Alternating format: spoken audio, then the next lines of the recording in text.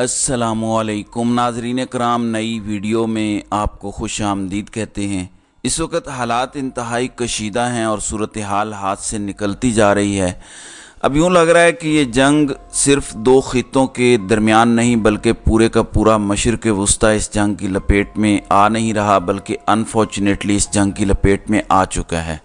इस जंग की ताज़ा तरीन डेवलपमेंट्स तो आपके सामने रखनी है, जबकि इस वक्त वो तबाहकुन हमला जिसका इल्ज़ाम रात गए इसराइल ने हमास पर लगाया, जो हस्पताल पर हमला हुआ था, उस हवाले से कुछ और बड़ी अहम तरीन डेवलपमेंट्स हैं और इस वक्त नाकाबिले यकीन मनाजिर हैं। एक जानिब तो जॉर्डन में बाइडन का समिट था, वो कैंसिल कर दिया गया।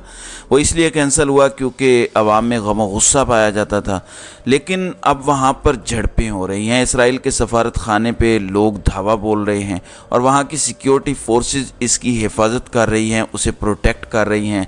सिचुएशन इतनी आउट ऑफ कंट्रोल हो रही है कि आप अंदाज़ा नहीं कर सकते, क्योंकि एक जानिब तो ईरान ने इसराइल को एक बड़ा अहम पैगाम दिया है और तारीख़ में पहली बार ईरान ने अपनी इमारतों पर, इवन इमाम रज़ा के रोज़े पर भी काला झंडा लगा दिया है। ये काला झंडा बहुत बड़ी जंग, बहुत बड़े बदले, जो आपके साथ जुल्म होता है उसके बहुत बड़े बदले की अलामत है। तारीख़ में ऐसा कभी नहीं हुआ। ये जो परचम लहराए गए हैं, खुसूसी एक्सक्लूसिव स्पेशल परचम जो लहराए गए हैं, ये मामला इतना सादा नहीं है। ये एक बड़ा क्लियर कट मैसेज भी है। इसके साथ ही साथ आपके सामने कुछ दीगर बड़ी अहम तरीन डेवलपमेंट्स हैं जो मैं इस वीडियो में रखूँगा। नाज़रीन इकराम, इस वक्त बाइडन का दौरा इसराइल, जिसमें उसने इसराइल की मदद का इआदा किया और उसने कहा कि हम उनकी मदद जारी रखेंगे, हम उनके साथ हैं, उन पर हमला हम पर हमला है। इसराइल के नेशनल सिक्योरिटी के हेड ने पहले ही कह दिया है कि अगर हिजबुल्लाह और ईरान ने हमास की मदद की तो अमेरिका इस जंग में खुलकर हमारे दरमियान होगा, हमारे साथ लड़ेगा। उसकी फोर्सेस रेडी हैं, वो सिर्फ गो अहेड का इंतज़ार कर रही हैं। बाइडन के इस दौरे के दौरान भी गज़ा पर बमबारी जारी रही। सिर्फ यहाँ तक मामला नहीं रहा, सूरत हाल यहाँ पर आकर रुकी नहीं है, बल्कि यहाँ से मामला ख़तरनाक हुआ है, क्योंकि इस वक्त अब गज़ा पट्टी के करीब टैंक ज़्यादा पहुँचाए जा रहे हैं। आपने इस नुक्ते को समझना है कि अब वो मज़ीद आगे बढ़ रहे हैं। जंग थमने का नाम नहीं ले रही, बल्कि जंग मज़ीद ख़तरनाक होती जा रही है।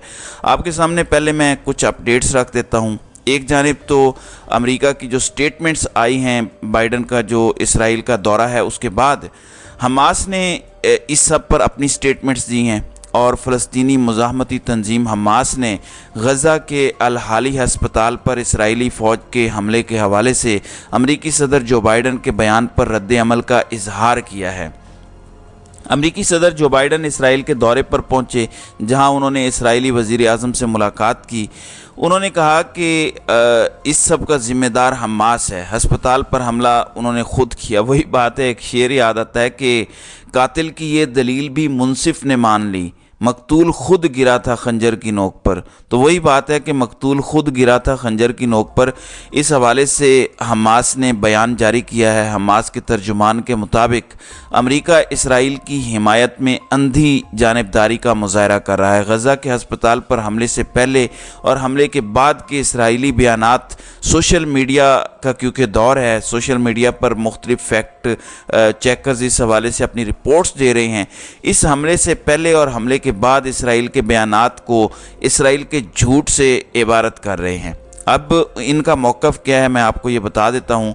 गज़ा के हस्पताल पर वहशियाना हमले से कुछ देर पहले इसराइली वज़ीर आज़म ने सोशल मीडिया साइट ट्विटर, जो कि अब एक्स है, उस पर पोस्ट किया कि ये जंग तारीकी और बदी की औलाद के दरमियान है। बाद में इस पोस्ट को डिलीट कर दिया गया।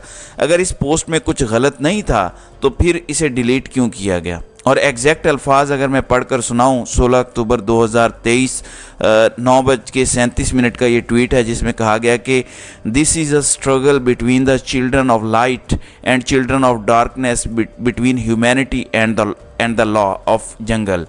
यानी रोशनी के बच्चों और अंधेरे के बच्चों के दरमियान और इंसानियत और कानून, जंगल के कानून के दरमियान ये जंग है। हमले के बाद इसराइली वज़ीर आज़म के तर्जुमान ने पोस्ट की कि इसराइली फ़ौज ने गज़ा के हस्पताल में छुपे हमास के दहशत गर्दों को निशाना बनाया।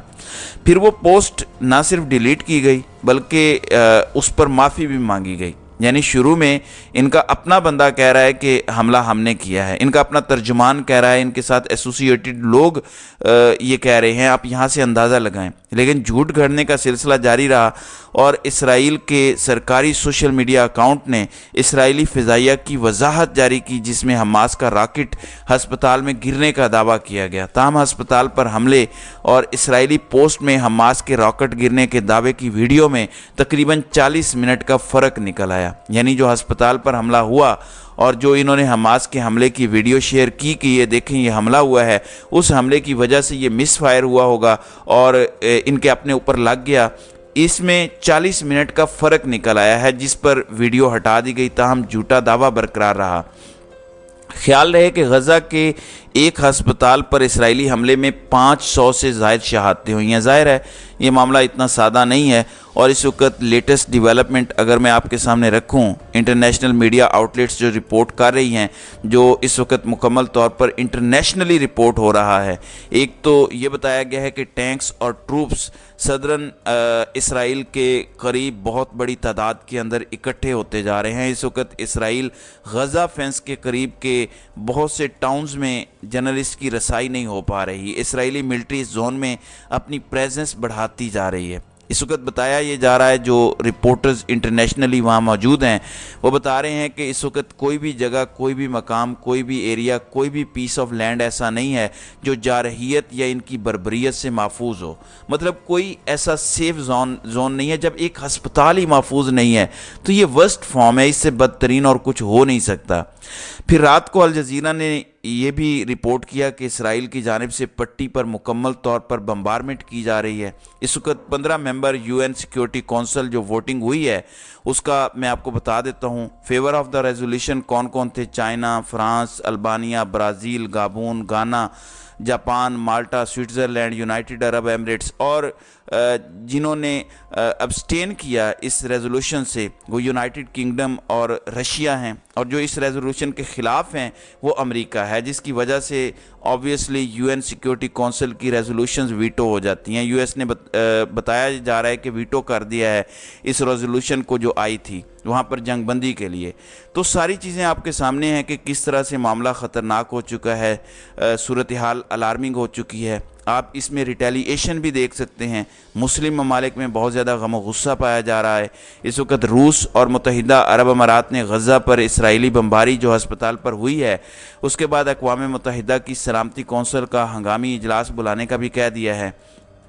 اس صورتحال میں ایران بڑا کلیئر میسیج دے چکا ہے۔ ایران کے وزیر خارجہ بھی ایکٹیو ہیں، وہ سعودی عرب پہنچے ہیں۔ ایران پر بہت سارے الزامات بھی لگتے رہے۔ ایران نے کہہ دیا ہے کہ اگر یہ مزید آگے بڑھے تو پھر ہم کھل کر سامنے آئیں گے۔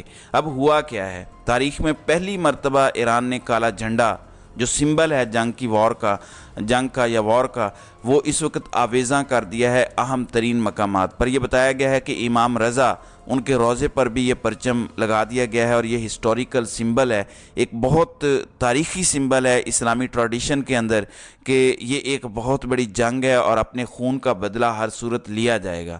اس وقت جو اکاؤنٹس اسرائیل سے ایسوسیٹڈ ہیں وہ بھی کہہ رہے ہیں کہ سب بہت بڑی جنگ کے لیے تیار ہو جائیں، کیونکہ ایران نے یہ جو پرچم لہرا دیا ہے یہ کھلی جنگ کا اعلان ہے، یہ بڑا اہم میسج ہے۔ پھر ایران نے جو میسج کمیونیکیٹ کیا اس میں بتایا گیا ہے کہ ہم ایک فل فلیج جنگ کے اندر جا چکے ہیں۔ وہیں دوسری جانب اس وقت ویژولز بڑے خطرناک آ رہے ہیں۔ مسلم ممالک میں غم و غصہ ہے، اتنا غم و غصہ مسلم ممالک کے اندر کبھی نہیں پایا گیا کیونکہ معصوم بچوں کا قتل کیا گیا ہے۔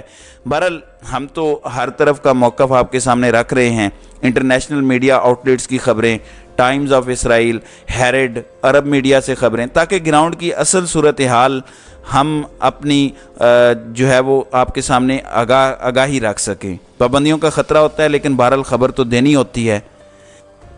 اب عمان جو جارڈن کا کیپٹل ہے وہاں پہ اسرائیل کے سفارت خانے کے سامنے اردن کی سیکیورٹی فورسز اور مظاہرین کے درمیان جھڑپیں ہوئی ہیں۔